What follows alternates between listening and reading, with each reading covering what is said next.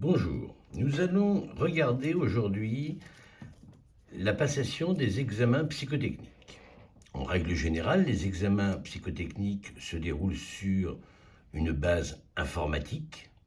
Celle-ci propose un étalonnage, une base de calcul, de manière à être fiable et retranscrire exactement l'aptitude du conducteur. Nous allons donc regarder les tests Léonard, tests expert conduite. Les tests expert conduite de chez Léonard reprennent l'exactitude de l'arrêté de janvier 2019 concernant la passation de ces derniers tests en termes de durée, de fiabilité.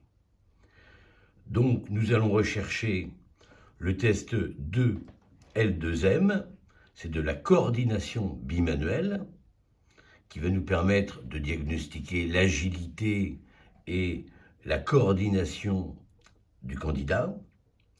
Le LCVG, vision cognitive et situation de conduite en France, règle française. Nous avons ensuite le LRT, qui est un système qui va évaluer le temps de réaction, soit de façon manuelle, soit pieds et mains.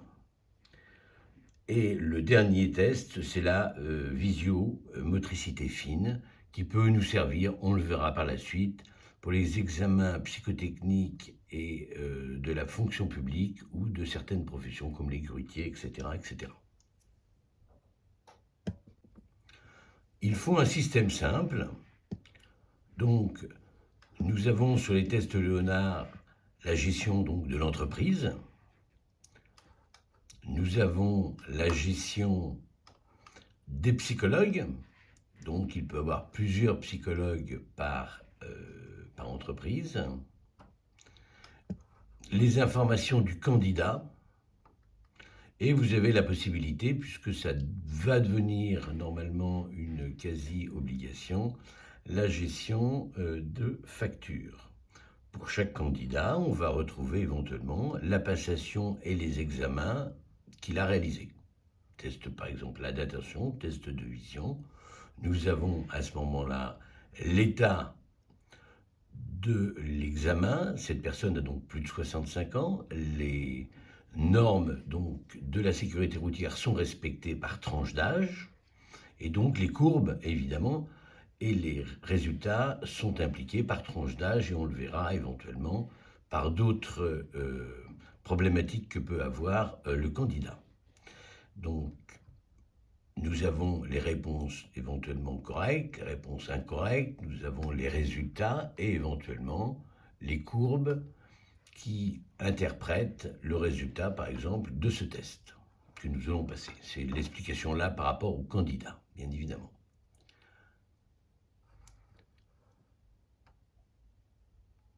Donc, sur les différentes passations possibles.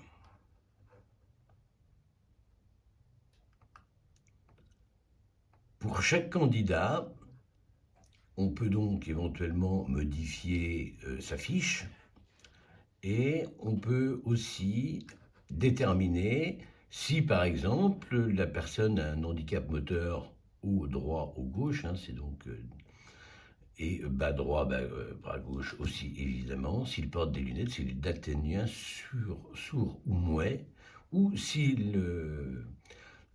l'examen psychotechnique peut provenir aussi d'un médecin, et à ce moment-là, c'est peut-être suite aussi à un accident cérébral ou autre.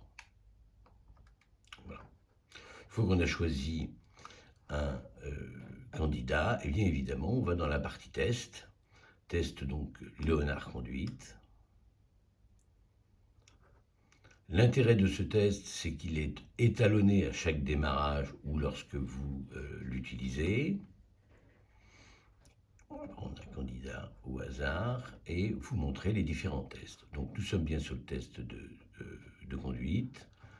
Coordination bimanuelle. Alors la coordination bimanuelle, c'est tout simplement de faire passer la bille du point A au point B en essayant au maximum, évidemment, de ne pas toucher les bords. Premier test.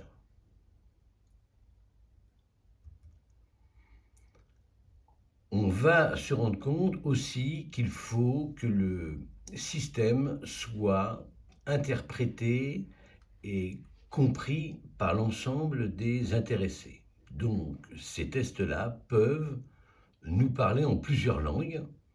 Donc, l'intérêt, c'est que lors de l'entretien préalable ou suite à la passation des examens, l'entretien se passe un peu difficilement puisque la personne ne comprend pas ou comprend mal le français. L'intérêt, c'est que dans ce système, il va comprendre bien évidemment au moins ce qu'on lui demande lors de la passation des tests dans sa langue natale. Alors, pour chaque test, il y a donc une explication qui va donc être traduite selon le pays que vous avez, enfin selon la langue que vous avez choisie. Il est évident que si la personne comporte différents handicaps, par exemple, ça ne sert à rien de mettre du son ou avec pédale et sans pédale. Je rappelle que la loi ne précise pas la motricité haute et basse, mais seulement la motricité haute, donc en termes de temps de réaction. Lorsqu'on lance le test, eh bien celui-ci va nous donner un certain nombre d'items clignotantes et le temps de réaction se fait entre le moment où la personne pose la main sur la table et va choisir la touche éventuellement identique à celle qui s'inscrit à l'écran, c'est-à-dire noir pour noir, jaune pour jaune, verte pour verte, et le temps de réaction est donc le temps qu'il met à valider cette réponse. Cette passation peut se dérouler aussi donc avec du son, comme je vous ai dit, ou avec un système de pédale ou pas. On va voir avec système de pédale comment cela se passe. Je peux arrêter parce que le système me permet aussi de proposer au candidat un exemple pour qu'il se familiarise et dans ce cas-là, les cotations qui ont été faites lors de cet essai ne se sont pas validées. Donc test de réaction, si je choisis donc l'option avec pédale, la démarche est un peu différente, puisqu'on va demander de valider la pédale droite afin de démarrer le test, la pédale gauche afin de démarrer le test, etc.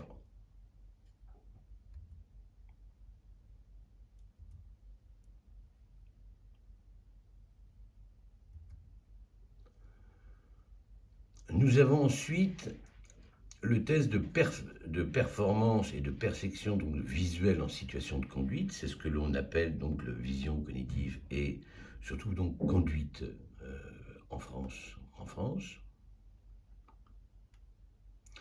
Donc le candidat doit voir sur une photo qui va mettre un certain nombre de secondes à s'afficher et à s'éteindre.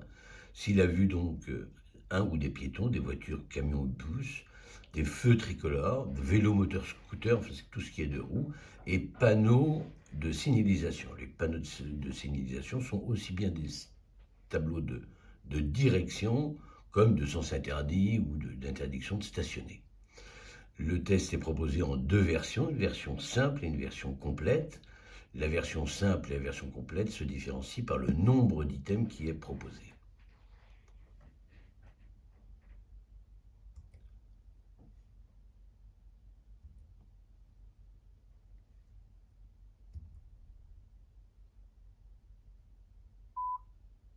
Voilà, en l'occurrence, nous avons une photo qui est, compte tenu de notre âge, compte tenu de notre situation, compte tenu des différents renseignements que l'on a demandé à son candidat, s'affiche un peu plus ou un peu moins longtemps. Donc là, on va valider si on a vu vert des piétons, jaune d'une voiture, etc. Lorsque le candidat ne répond pas, eh bien automatiquement la question est arrêtée, une nouvelle item arrive. Donc en ce sens, il a une horloge de graduation sur le côté gauche, où là il le sait, par exemple, il lui reste 11 secondes pour répondre. Et une simple touche sur le pupitre permet de valider ou de dévalider la fiche comme je le fais actuellement. Donc là, en l'occurrence, on va répondre. On n'a vu que des voitures, donc je réponds jaune sur la touche jaune et je valide éventuellement ma question puisque le temps de réaction et le temps de validation de ma réponse est aussi calculé.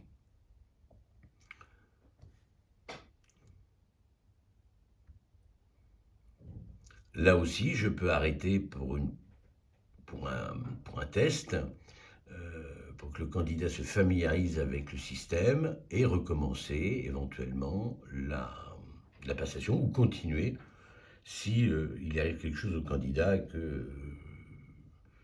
que l'on souhaite interrompre suite à un problème, par exemple, de litige ou de réflexion du candidat.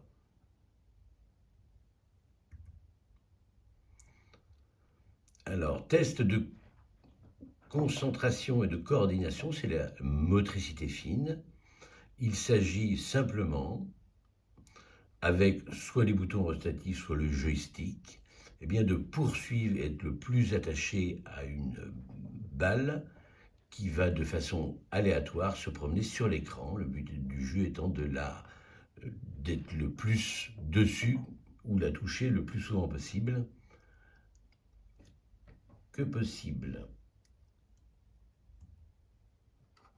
Donc là, je me déplace et vous voyez, je n'ai pas réussi dans un certain laps de temps à rattraper ma balle et donc le petit voyant en haut s'allume rouge et en fin de compte, c'est une nouvelle chose qui commence, un nouveau test qui commence. Bon, alors les premières minutes sont un peu compliquées, mais on arrive très très vite à cela. Ça rappelle un peu les anciens jeux vidéo pour certains. Mais effectivement, lorsque, avec le stress de la passation et le stress de cette balle qui n'en finit pas de bouger, c'est-à-dire que c'est un petit peu compliqué, puisque on le voit en bas, il nous reste quand même 2012 à assurer comme gestion. Ce qui semble très très long aussi aux candidats.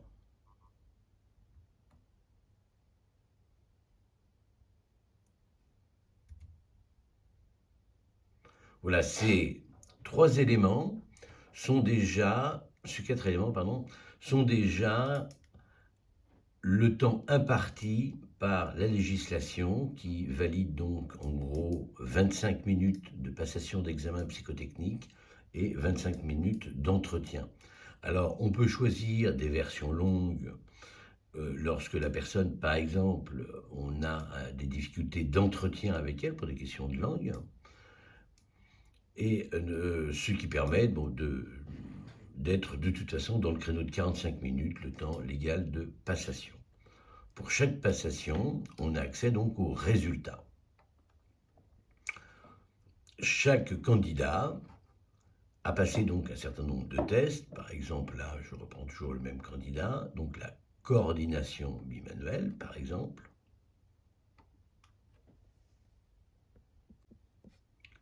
Nous avons choisi de valider l'une des trois solutions des tests qui s'affichent à l'écran. Donc là, on voit que le temps de réalisation de la passation a duré 16,30 secondes. La moyenne française par rapport à son âge, c'est de 79,5 secondes. La médiane est de 70 et l'évaluation est faite soit automatiquement, soit le psychologue a la possibilité de la changer. C'est-à-dire que si elle est inférieure à la moyenne, moyen mais correct, dans la moyenne, supérieure à la moyenne. Le nombre de collisions, c'est le nombre de fois où, si vous vous souvenez, la bille a touché l'un des côtés. Donc en l'occurrence 6 fois, la moyenne étant de 3 et la médiane étant de 0 sur l'étalonnage. Là aussi, j'ai la possibilité de modifier et l'évaluation globale du test va nous proposer éventuellement, si les résultats sont satisfaisants, insatisfaisants, satisfaisants avec réduction. Je pense que vous en discuterez avec les formateurs. Cette notion-là est tout à fait contradictoire, mais elle existe dans les résultats, donc c'est bien pour cela qu'elle est maintenue. Identique pour les autres tests, le test de temps de réaction et le test d'attention visuelle. Alors, en termes de test de réaction, il y a eu donc 99 items en réponse correcte. La moyenne c'est 90, la médiane c'est 92, donc il est supérieur à la moyenne. Les réponses incorrectes, il n'en a pas. La moyenne c'est 4 et la médiane c'est 2. Le temps du candidat et l'étalonnage national pour ce test-là est de 1 seconde et donc notre candidat effectivement est supérieur à la moyenne dans les deux cas. L'évaluation par le psychologue, donc c'est donc toujours pareil, satisfaisant, insatisfaisant ou moyen. Le test d'attention va reprendre exactement la même chose, l'étalonnage, etc. Pour chaque passation, donc seulement 3 tests normalement sont demandés, coordination, réaction et attention. J'aurais pu donc faire motricité fine, j'aurais pu faire éventuellement d'autres tests, mais la législation ne me le demande pas. Donc je peux tout à fait faire une édition du résultat de la passation ou le résultat global du candidat. Donc nous allons rechercher le fichier du candidat.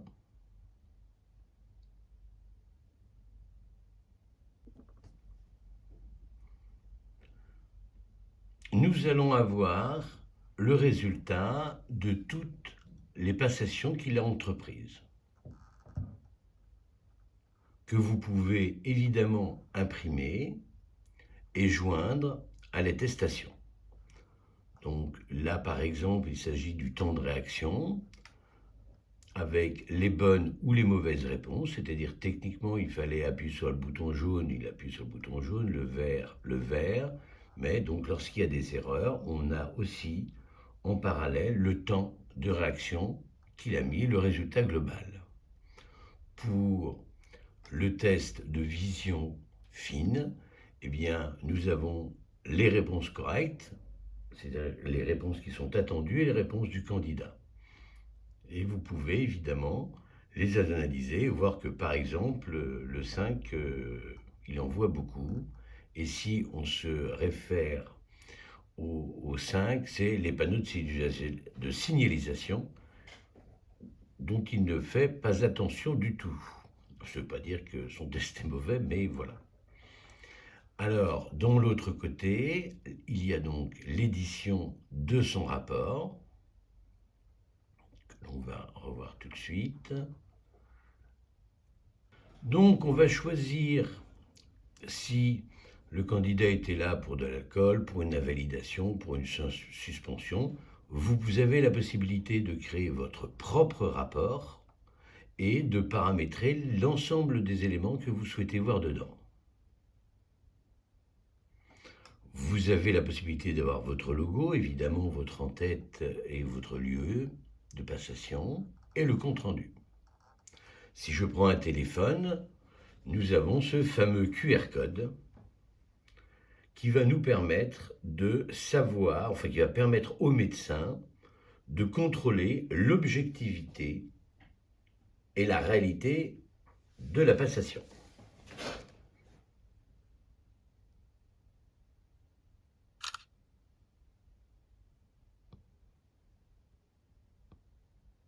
Voilà. Il s'agit donc de la passation avec votre lieu, votre nom, le numéro ADELI ou RPPS, le lieu de passation, le client, la date de naissance du client, la date du test et l'avis. Beaucoup de médecins conseils aujourd'hui préconisent cette situation parce que beaucoup de tests, malheureusement, en France, sont erronés ou faux par les candidats. Donc, ce résultat de test peut être agrémenté donc, des résultats que l'on a vus, des courbes éventuellement que l'on a vues, pour l'ensemble des 4 passations éventuellement possibles de ce test. Donc, comme vous le voyez, on réunit l'ensemble des éléments pour une passation qui dure 45 minutes. Le système vous donne aussi accès à différentes autres passations.